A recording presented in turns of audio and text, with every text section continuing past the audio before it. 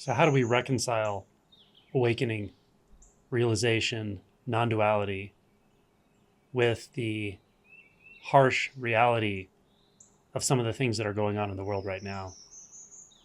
As I record this video in 2022, what's on the hearts and minds of people throughout the world is the Russian invasion of Ukraine.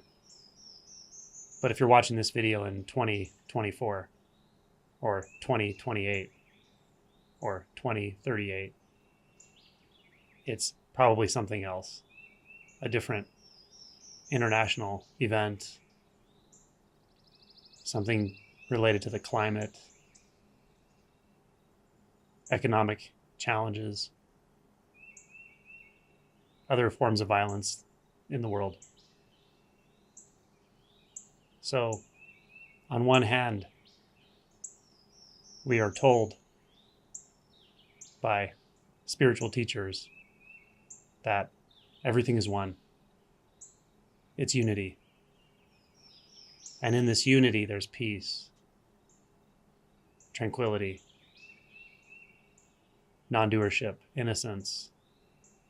No need to do anything to fix or repair anything about ourselves or the world. And on the other hand, people who are interested in awakening, realization, spirituality, tend to be heart-based, empathic people. So how can we ignore what's happening in the world? On a personal level, this often plays out something like this. How much of the news should I watch? When I watch it, it makes me feel worse. It makes me feel helpless. But I also wonder, would I be better off just meditating? How do I balance this? Should I completely ignore it and just go on about my day, remaining in presence as if there aren't people dying on the other side of the world in violent ways, being displaced from their homes, fearing for the lives, safety, and health of their children? Is that the right thing to do from the standpoint of awakening, enlightenment? Or should I think about them? Should I keep them in my mind, in my heart? Feel the grief and pain and helplessness with them, even at a distance? Which is the right approach for me?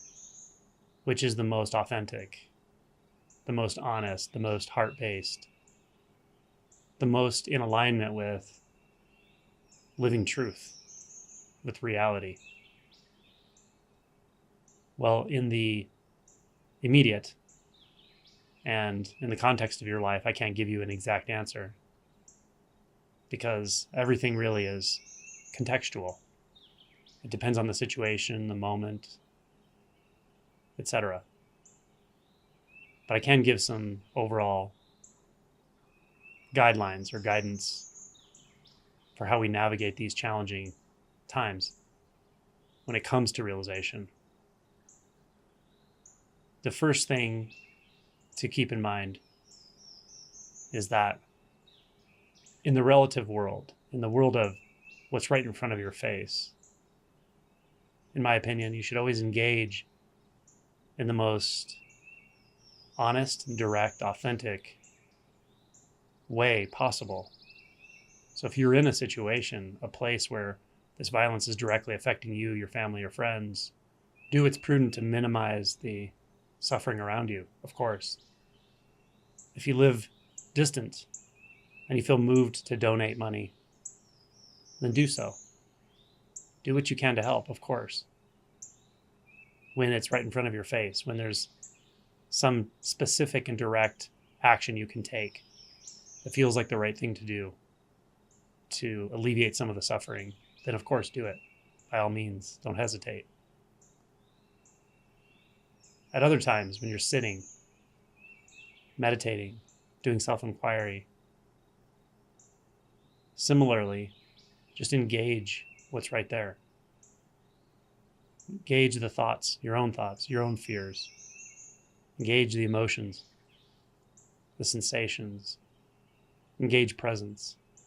Let presence engage you. Let go of everything. Let go of what's not happening in your immediate environment. Let things take care of themselves. You can't solve the world's problems by distracting yourself when you're trying to cultivate a state of inner peace. So then in practical terms, the more challenging times are in between, when we're not distinctly dedicating our time to meditating, sitting in presence, etc. And we're not directly engaged in something that's helping in a tangible way the challenges or problems of the environment or the world that are tugging on your heart. So when we're going about other activities throughout the day, how much should I think about this? How much should I worry about this? Well, one good approach to this is reminding yourself that endlessly thinking about something that you're not directly engaged in this moment doesn't do a lot of good. Doesn't help much. If anything, it's just pulling you out of your own immediate experience of emotion. What's the emotion underneath? The worry, the self-doubt about what you should be doing or how much you should be doing. What is the emotion there? There are probably more than one emotions, but probably something like sadness, grief for the loss of lives, loss of safety for many people. How about guilt? Because you can't do more. Or even shame because you're not doing everything you think you could to help these types of situations. Underneath it all, there's probably some sense of helplessness. Because if you're really honest with yourself, you know you can't snap your fingers and make this stop. You can't suddenly eradicate the violent tendencies of a small group of people who are having a very profound effect in the world as much as you want to, as much as you know what they're doing is wrong. You just can't do anything about it. Not really. That's helplessness. That's your entry point to a deeper, more profound, more integrated understanding of not only the victims of this and any other violent situation, but of the perpetrators. Recognizing that they are also helpless to act out the delusions of being mind identified. It's not something we want to see, because when we see that, when we acknowledge that people who act in violent and unconscious ways are really just at the mercy of conditioning and aren't actually making choices in the way we would like to think they are. When we acknowledge that, when we see that, then we suddenly have to admit that there's parts of us that are unconscious, that put in the right set of conditions could act out in similar ways. This is the shadow. This is what we don't want to see. So helplessness is, acknowledgement of helplessness is the gateway to really feeling into unity, to feeling into the innocence of life, to seeing that a collection of conditions is what's allowing this experience right now to be at all. And that those conditions can change quickly. And you're at the mercy of that. You as you know yourself, you as a mind, you as a person with a past, maybe a future, you as a body. There is something beyond that. Through realization, something can go beyond even the identity with the body. But we can't just daydream our way out of this. The truth is the body is subject to conditions. And when we see that, when we really feel into that and realize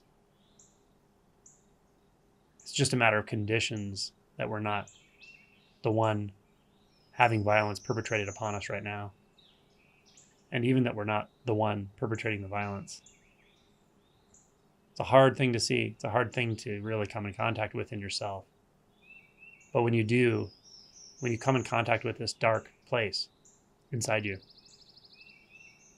you are in deep and profound authenticity. It's important. It's not a comfortable place. It's not a place you might even admit to others. But it's there.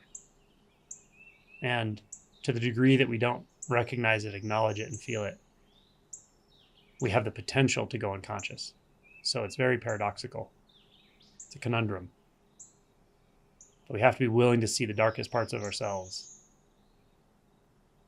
The anger, potential for violence, the hatred. If you can't find that in yourself, then there's some shadow operating, keeping unconsciousness going at some level. And it's just a matter of conditions, whether or not that can manifest.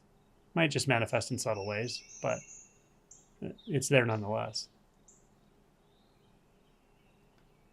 So these times of turmoil, overt violence, are opportunities for us to really investigate the shadow in a deep, profound, surrendered, and thorough way. This is what it is to begin to end violence. It has to start here. It has to start with you. No one can do this but you. You can't end the violence for others, not in the way we're speaking about, but you can for yourself. And if you just keep going down into that shadow, into that well, the world will start looking very different. The world at a distance, the world close around you, the environment, and then the emotional landscape, the internal world. It will start looking very different. You'll start to trust life in a much more profound way. You'll feel a deep okayness that is unshakable, that is at the root of every desire. Everything we think we want, we're really looking for this profound peace, the peace that passeth all understanding. And here is an innocence beyond any anger, violence, blame, shame, guilt. This innocence is the innocence of aliveness, of being in all its forms. Christ pointed very clearly to this when he said, after being flogged, tortured, etc., knowing he was going to be sentenced to death. And he said, "Forgive them, for they know not what they do." He could see, feel, and inhabit the hearts and minds of delusion. He knew it so well that to him it was innocence. This is true peace, true freedom. So this is the opportunity given to us when the world is upside down.